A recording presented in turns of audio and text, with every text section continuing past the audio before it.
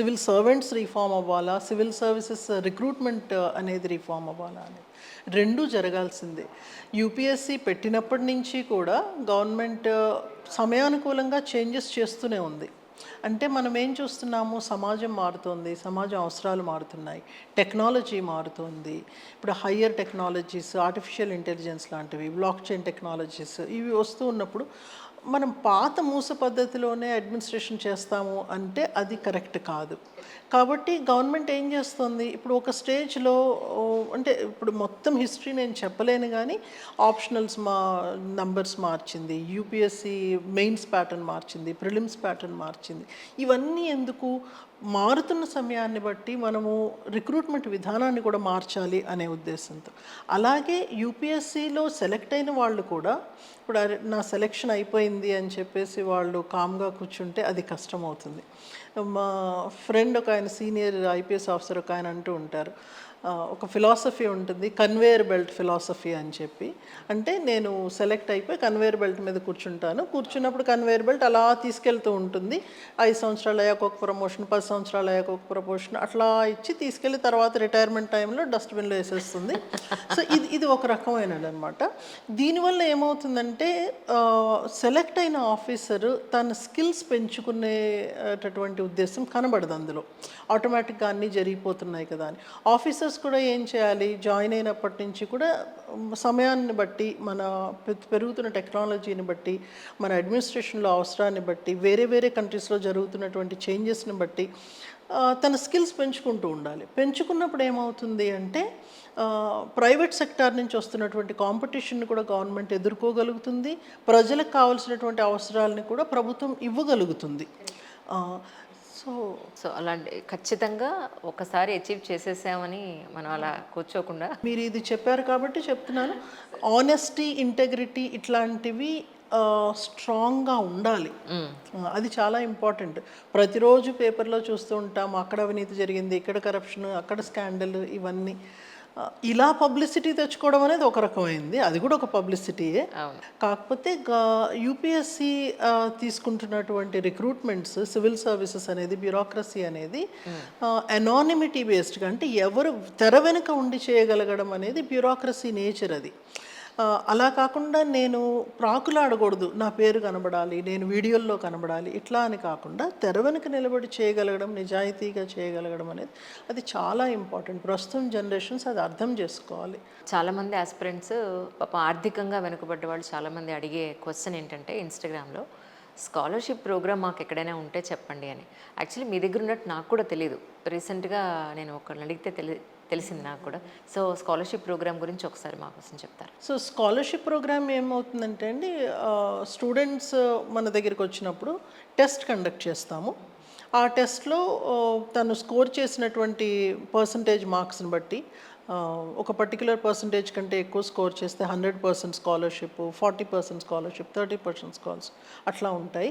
So annually ఒక particular amount మేము allocate చేస్తాం, 50 lakhs, 1 crore అట్లాగా.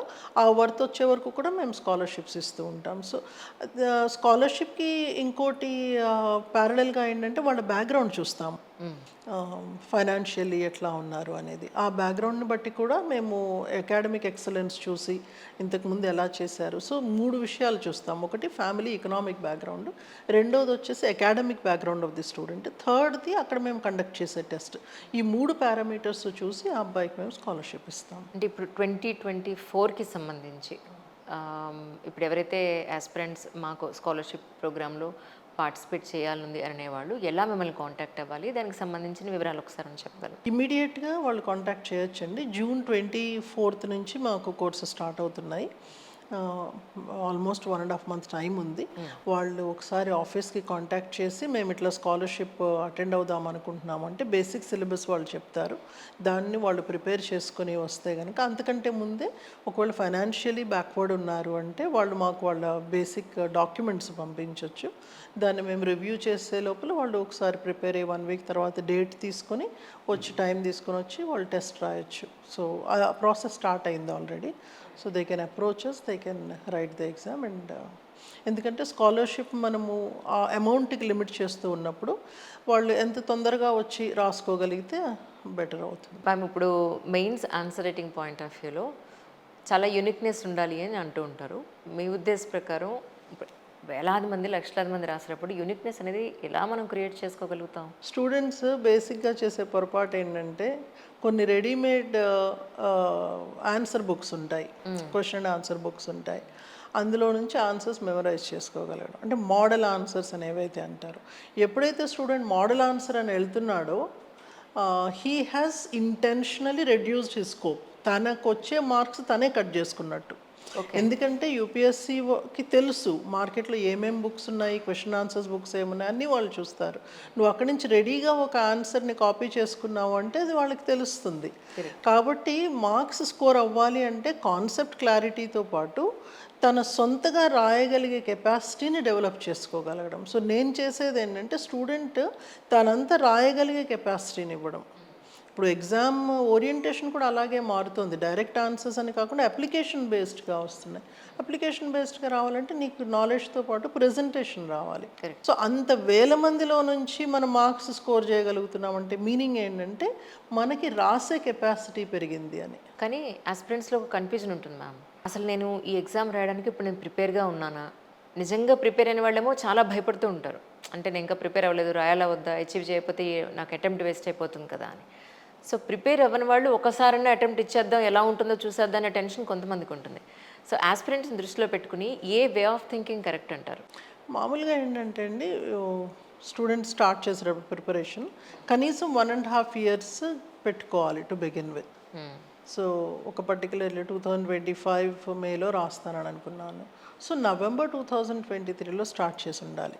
సో 1.5 years అని ఫస్ట్ 4 to 6 months ఆప్షనల్ మీద పెట్టాలి. తర్వాత జనరల్ స్టడీస్ ఓరియంటెడ్గా స్టార్ట్ చేయాలి. ఇది ఐడియల్ థింగ్ అనేది. లేదు ఇలా జరగని పక్షంలో సెకండ్ ఐడియల్ థింగ్ ఏమవుతుందంటే మినిమం 1 year టైం ఇవ్వడం. సో ఫస్ట్ 4 to 6 months కంబైన్డ్గా జనరల్ స్టడీస్ ఆప్షనల్లో చదువుతారు. తర్వాత గ్రాడ్యువల్లీ ఆప్షనల్కి ఇచ్చే టైం తగ్గించి ఓవరాల్ జిఎస్కి, తర్వాత మెల్లిగా ప్రిలిమ్స్ దగ్గరికి వచ్చే కొద్దీ ఓన్లీ ప్రిలిమ్స్ ఓరియంటేషన్తో చదవడం.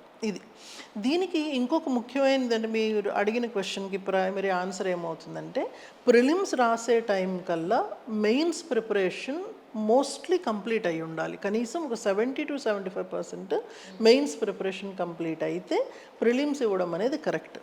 ప్రిలిమ్స్ క్లియర్ చేయడం మన ఉద్దేశం కాదు కదా, ఓవరాల్ సెలెక్ట్ అవ్వడం మన ఉద్దేశం. కాబట్టి ప్రిలిమ్స్తో పాటు మెయిన్స్ ప్రిపరేషన్ కూడా అవ్వాలి.